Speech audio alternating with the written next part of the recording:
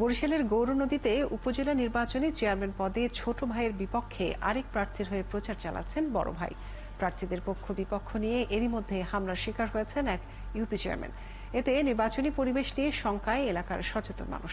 তাই নিরাপদ পরিবেশের জন্য প্রশাসনের কঠোর পদক্ষেপ আশা করছেন তারা।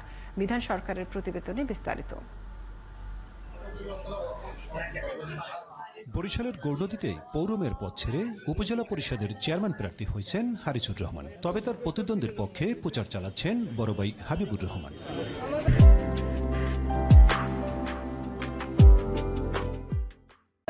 এখানে বঙ্গবন্ধু সাংস্কৃতিক জোটের কেন্দ্রীয় কমিটির সাধারণ সম্পাদক হাবিবুর রহমান নিজেই প্রার্থী হতে চেয়েছিলেন, কিন্তু তার মনোনয়নপত্র বাতিল হয়ে গেলে ভাইয়ের বদলে আরেক প্রার্থী পৌর আওয়ামী লীগের সভাপতি মনির হোসেন মিয়ার পক্ষ নিয়েছেন তিনি। জুনিয়র যাদের 90 দশকের পরে জন্ম তাদের নিয়ে এখানে আওয়ামী লীগ পরিচিত, আর সিনিয়রদের অপমান, সেই অপমানের প্রতিবাদে আমরা পরিবার তার থেকে আজকে মনির হোসেন মিয়ার পক্ষে আছেন সাবেক উপজেলা চেয়ারম্যান ও মাহিলারা ইউপির বর্তমান চেয়ারম্যান। অবশ্য তাদেরকে আমলে নিচ্ছেন না হারিসুর রহমান। যে আমরা তিনজন এক হয়েছি একজনের বিরুদ্ধে, এবং জুলুম সন্ত্রাসের বিরুদ্ধে আমরা এক হয়েছি। আমার নিশ্চিত বিজয়কে প্রশ্নবিদ্ধ করার জন্য তারা আগাম প্রোপাগান্ডা ছড়াচ্ছে। এগুলো মূলত বিষয় নয়, জনগণ ঐক্যবদ্ধ একাত্তর রয়েছে। প্রার্থীদের পক্ষ বিপক্ষ নিয়ে এরই মধ্যে হামলার শিকার হয়েছেন মাহিলারা ইউনিয়ন পরিষদের চেয়ারম্যান।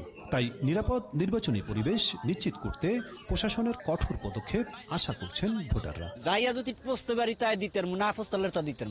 নির্বাচন যদি সুস্থ হয় সেন্টারে যাবো, সুস্থ হবে না সেন্টারে যাম না। ভিতরে দ্বন্দ্ব থাকতে পারে, পুরানো এটা হইতে পারে, কিন্তু নির্বাচনের আগে কোনো গ্যাঞ্জাম ইনশাআল্লাহ মনে হয় হবে না। গৌরনদী উপজেলায় নির্বাচন হবে 29 মে। এখানে ভোটার সংখ্যা 1,73,548 জন। তাদের মধ্যে 84,763 জন নারী। বিধান সরকার, 71, বরিশাল।